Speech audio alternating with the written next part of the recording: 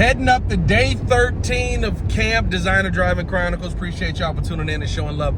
As always, make sure y'all hitting that thumbs up button for me, man, and leaving a comment. Drop a bird down in the comments if you're a real Bears fan. Very excited for today because I think today is going to be a little bit of a different vibe. You got joint practice coming tomorrow, so you're probably not going to be going nearly as hard, but today is the first day of no install, so maybe get an opportunity to see what this offense truly looks like when they're working with some of the plays that they're comfortable with. I want to see how Caleb Williams looks behind this offensive line now when kind of everybody knows, okay, this is the plays that we're used to running, this is what we want to see, this is how we want to see the game plan go, this is what we're going to do versus the Miami Dolphins tomorrow. Very excited to see, just kind of how they continue now to build on, okay, install's done. Now how are we going to build on the things that we're comfortable with? And that's really the true point of this camp and the true point of training camp is to find where Caleb Williams is comfortable at and use him in those moments best, especially those moments where he's playing within structure. I think for the offensive side of the ball, there's a lot that you can look at here. Really want to see if Luther Burden can get higher up on this depth chart. We talked about this on the Chicago Bears podcast, talked about it here on The Breeze when we broke down the depth chart the other day. They're really not giving the rookies any leeway here. They're not giving the rookies any positions. I mean, Colston Loveland, in theory, does have a starting position, but they set it up in kind of a 12 personnel situation. Unless the Bears are going to be running 12 personnel the entire day now, although Cole Kmet is still banged up. We don't know what that's going to be or how long that's going to linger. I would assume he doesn't play in the preseason game unless he practices today.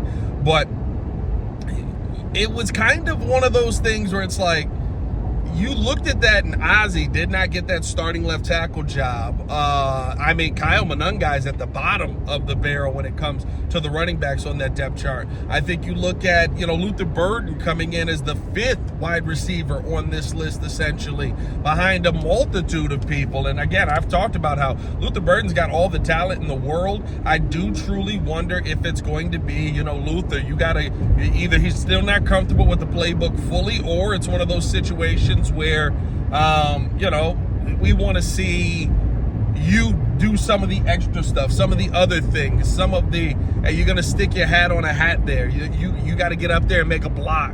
If I call for a screen pass on this, right? Some of those things where maybe you've seen him not be as willing, or I shouldn't say as willing, just not really maybe not knowing what the play is yet and still trying to figure this playbook out. While he has been out there, he has looked great. He has looked like he's really assimilated well. He's impressed me at almost every turn on the field, so it was surprising to see him that far down on the depth chart. But at the end of the day, you look at the rookies all the way through, and I know on the defensive side, right, there's not a ton here. Zay Frazier not here, Shamar Turner not here due to injury, and Zay Frazier due to personal reasons, right? Like on the defensive side, you don't really have a ton of the rookies that you can look at, but you do have still that kind of like, you don't just get this job, you've got the seniority, even with right now Nashawn Wright, who is a veteran and has played well at points throughout the season, who has played well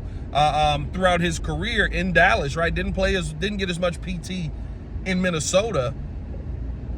He's even kind of on the bottom of that depth chart, still behind Tyreek Stevenson. So I know it's still the first depth chart, but I mean, the point of me bringing all that up was to see, okay, now players are kind of seeing where they're at in coaches' minds. What does that make today's practice? Again, when you're now comfortable with the system, when you're out of install, when you're going out there and you're trying to not only just win a job or prove yourself, but saying, hey, like, I see now where I rank. I see kind of where they view me at, and I need to put an even better foot forward to make sure that I move up in this depth chart. We'll see how that works out in the long run. Appreciate y'all for tuning in and showing love, man. Day 13 of camp is here, heading up there now.